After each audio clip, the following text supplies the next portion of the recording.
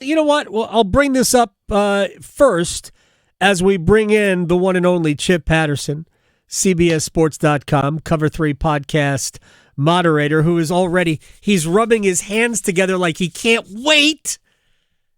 How are you, sir? Yes, I'm going to bring up you-know-who at the end of this conversation because I made a declarative statement on Monday that I want you to hear in case you haven't heard it.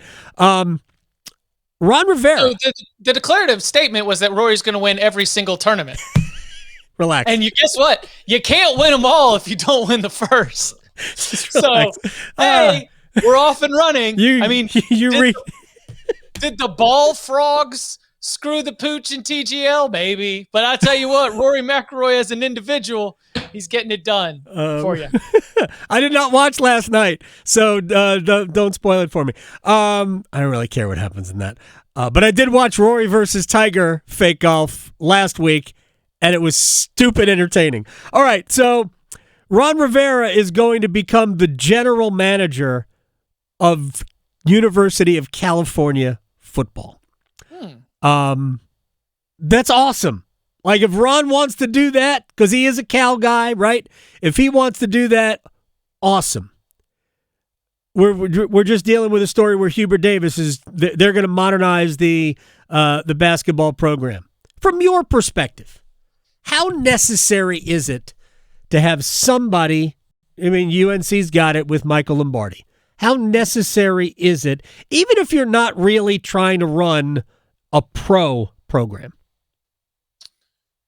I think that as long as players have representation with agents, I think that as long as you are having to continually monitor your NIL budget, and that is all the money that is available and also the money that is being promised, spent, negotiated upon the roster, as long as we are dealing with a world that has so many variables, I do think it is necessary.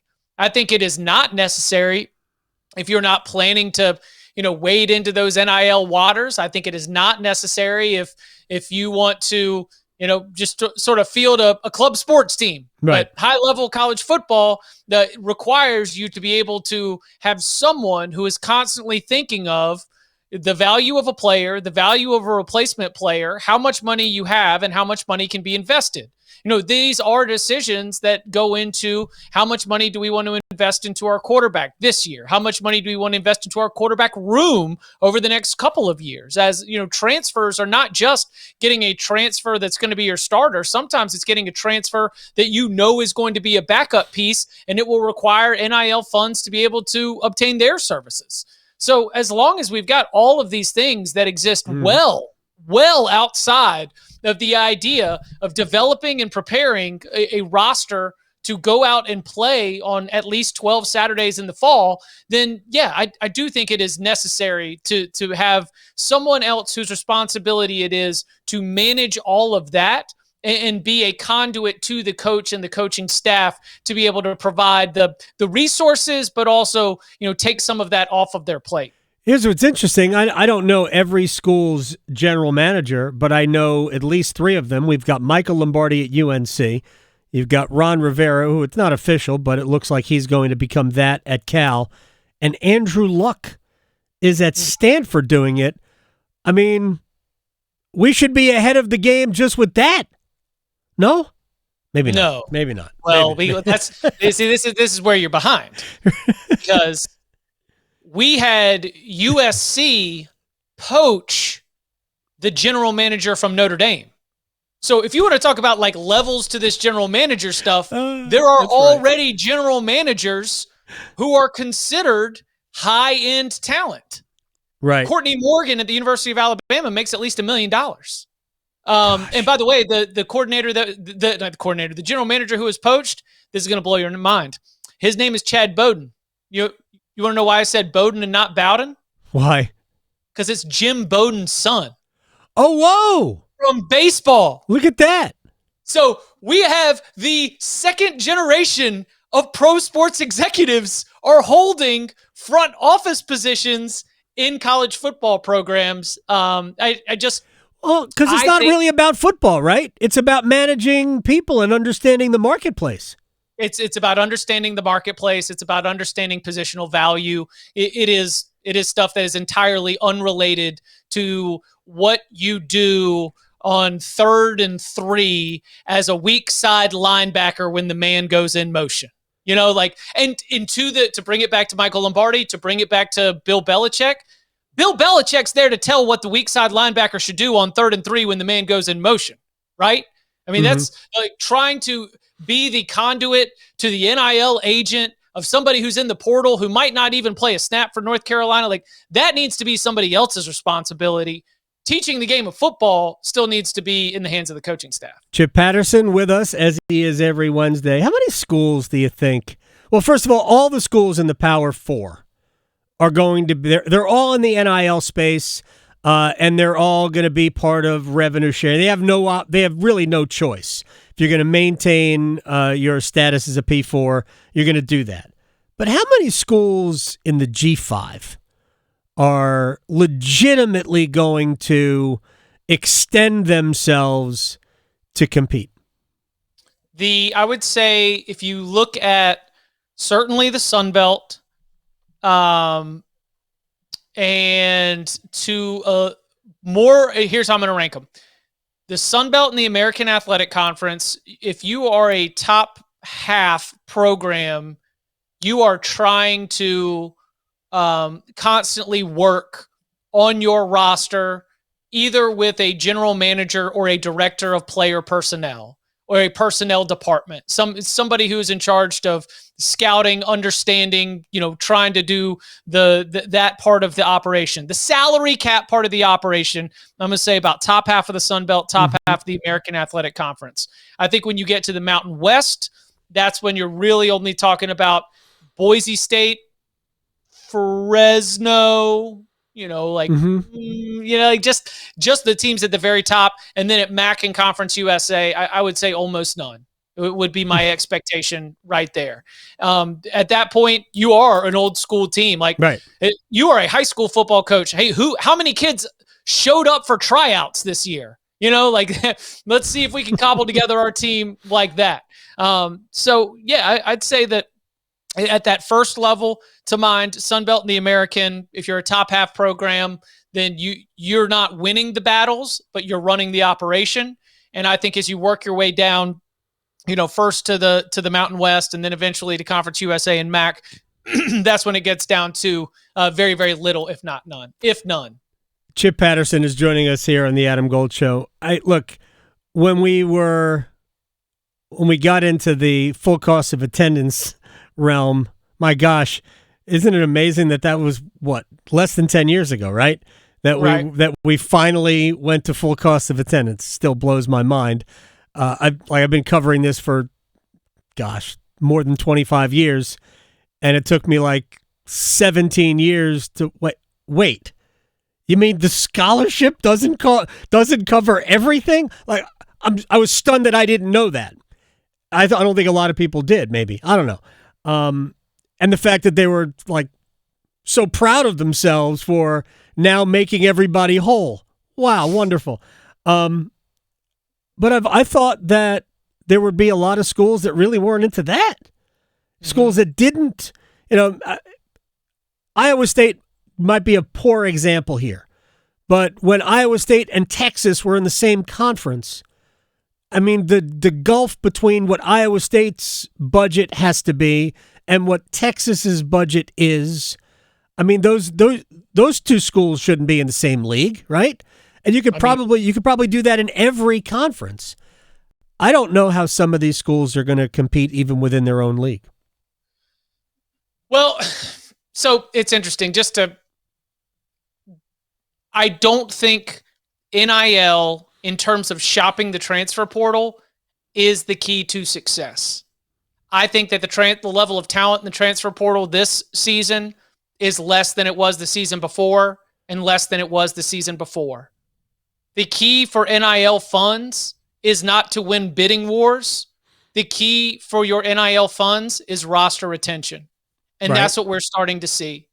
That's where still being able to identify somebody in high school, bring them into your program, develop them in your program, and then hopefully they make it off to the NFL. That's where Iowa State still wins. That's how Iowa State played for a Big 12 title just this past season.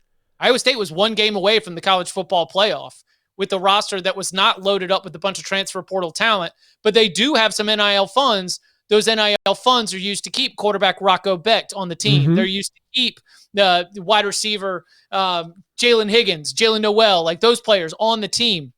And so that's what we're really starting to see, is that even though the impression of college football, especially by the sheer numbers of players that enter the transfer portal every single offseason, is that this is like the wild, wild west. 24/7 Sports just did a re-rank of the top 100 players in the transfer portal from this season. And I got to tell you, Adam, you get down to 21, 25, and I'm not sure any of these guys are showing up and are any better than the 8th best player on their roster. You can't flip your roster with the transfer portal. You still need to be able to stack class on top of class on top of class to be able to have some sort of real program. And that's where NIL is actually being used in a way that I think is healthy for college football. NIL is not being used to break teams apart. NIL is actually being used to keep the best players at home. Chip Patterson is here. Well, I'm going to fold this into the basketball realm as well. And then I'm going to come back to the fact that today is National Signing Day, which I want to thank the Cover 3 podcast. I know you guys were live earlier today, and that's how I realized that it was National Signing Day, because it was on the Cover 3 podcast.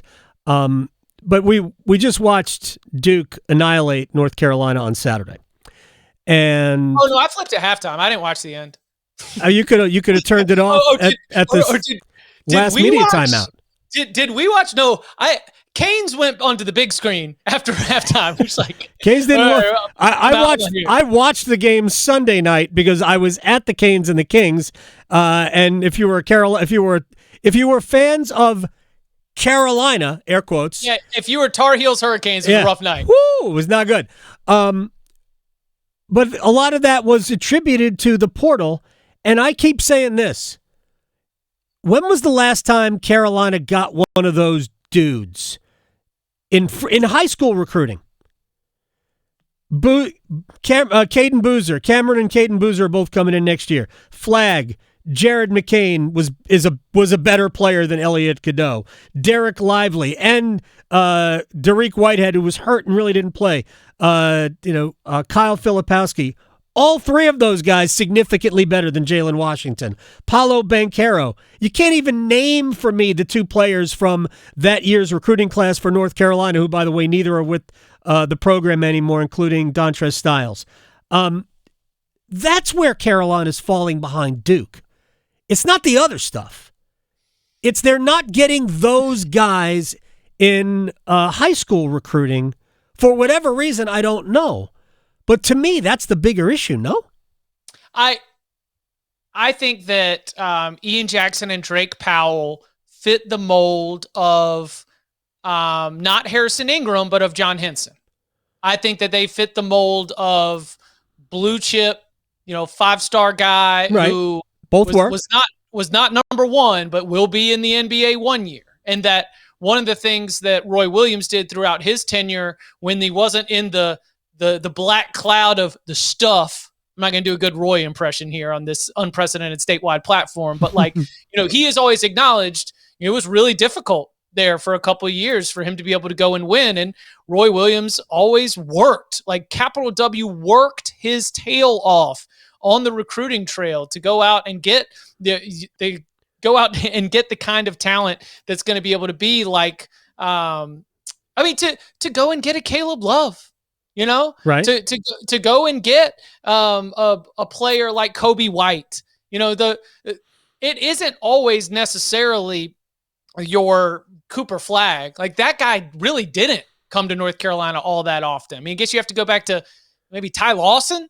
Ty Lawson was one of those super wow, eye-popping stuff. Right. But you would always just have 3 or 4 of the top 40 guys. And then, They come, maybe one goes pro, but then the core sticks around for a little bit. They develop, and then once every 4 years or so, you go and you make a run. So I don't think that North Carolina has really recruited the same type of player, but even still, when it was competing for championships, it's manifested itself in a different way now, right? And that's it's not.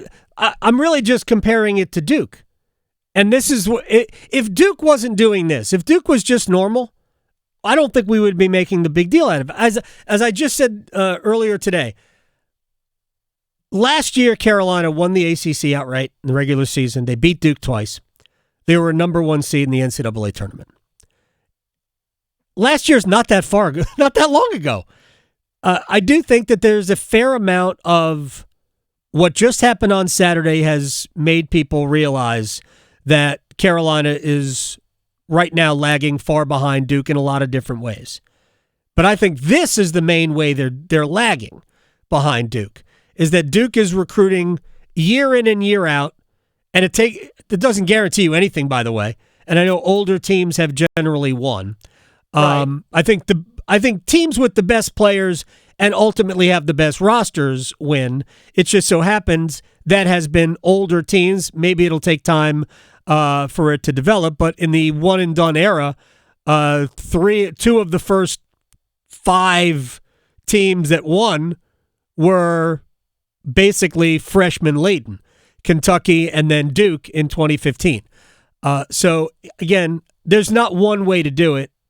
I think as you learn how to build out a roster, you can win, even if your best player happens to be just having turned 18. I think the thing it isn't even Duke related. I think it's you zoom out and you look around, and you could choose that even if the current roster environment is going to lead to bigger swings between year to year, where it's going to be much more difficult to have that linear trajectory, that the ceiling and the floor should not be that far apart, that it is not worth it to you cannot say, hey, just last year we did this, if on the other side you're talking about missing the NCAA tournament for the second time in 3 years. Right. I think that's where, like, throw any of the future of the program stuff and put it on the side. But why did they miss the NCAA? But that it actually speaks, I think, more to my point. Why did they miss the NCAA tournament in 2 of the last 3 years? Well, they haven't yet, but if they are to miss it. Yeah, I mean, I still think they have, I'll give them a 50-50 chance to get in right now.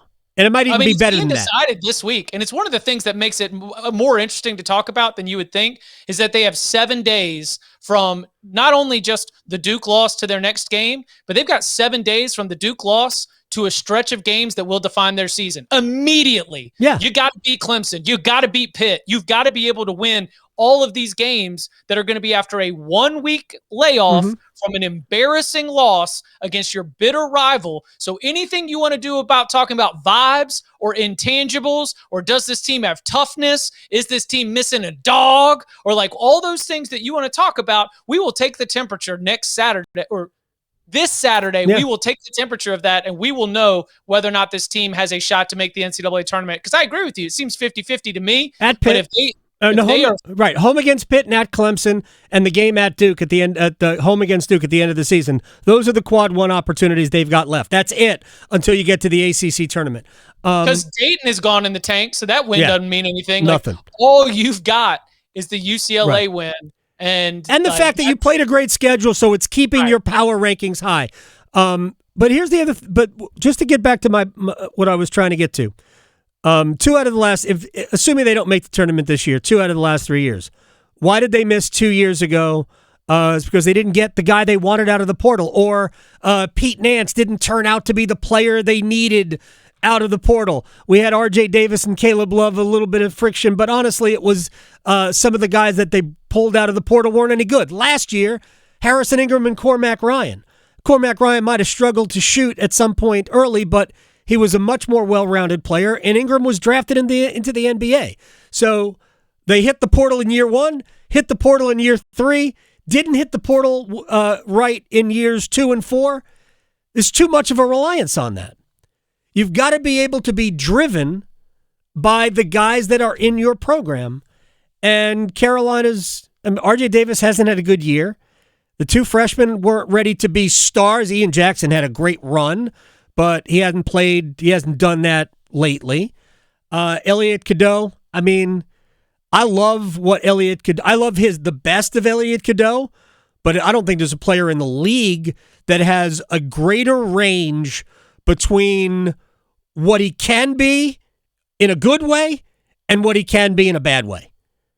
Because he loses it on the court. And I think they don't have that one guy right now. Like even if they had an Armando Bacot, it would save them. But they don't have that. I think you just said it. I think that like a lot of this year can be boiled down to your reigning ACC Player of the Year, first team All-American hasn't been great. And the other guard that you were hoping could pick up the slack haven't been great. Yeah. And your best defender plays with so much heart, but those three guys are 6'3" and under. Yeah, small. That was the biggest disparity wasn't the biggest one. It might have led to the bigger disparity, which was on the scoreboard. Where no one's shorter than 6'7". Yeah. And when we talk about the end of the Pitt game, when they're either throwing up ill-advised shots or getting their stuff swatted at the rim, like when people talk about roster construction, like whether it's the portal, whether it's recruiting, whether it's development, it's all of it. It's the fact that the team on the floor looks small and not confident when it's time to score. And that's not a great recipe for success when you're trying to play to the standard of North Carolina basketball. All right, final question for Chip Patterson. I love these conversations. Over under 6.5. Rory McIlroy wins this year. Are we counting TGL? No. Have they won yet? Did they win last night? I didn't watch last night. No, I don't think they won last night. I haven't gone back to watch it yet. It's interesting when it was Rory versus Tiger. It was fun. Does anybody listening understand what an absurd number 6 is? I know. It is. 4 normally will get you into the Player of the Year conversation. Yeah. How many did Scotty win last year? Not sure. I would have to look it up. But Rory's going to have a Scotty year. I'll tell you what. He had for the competition haunting. He had some haunting comments about what he learned from Scotty in terms of a little bit more of a conservative approach, in terms of knowing where the misses are and what he's learned from playing with Scotty recently. Yikes. Just saying. Again, haunting for the competition. But, look, a Rory Scotty season, let's go. Yeah. I'm absolutely ready for it. I'm looking at the Waste Management Open board, and we get to Kirk Kitayama pretty fast. So I would love a Rory Scotty type season. Chip Patterson, you're the best, man. I'll talk to you next week. Sounds good. Y'all be well.